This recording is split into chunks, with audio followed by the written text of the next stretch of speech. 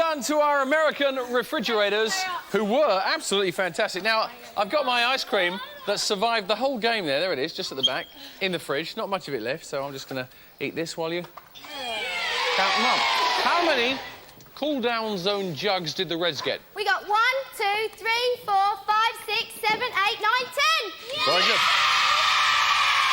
Very good.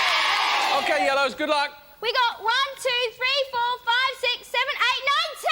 Yeah! Fantastic. I say we rerun that fun.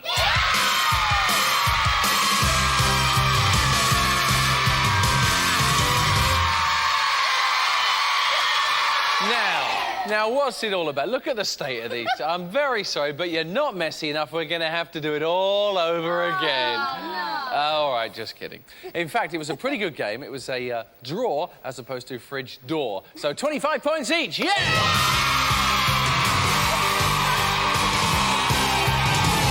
Young ladies, take the podium. Prepare yourselves. Put your hands by the side. Hit it as soon as you know the answer. And please get it right.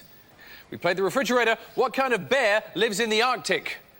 Reds. Polar bear. I would have accepted a cold bear, but a polar bear is right. 25 points.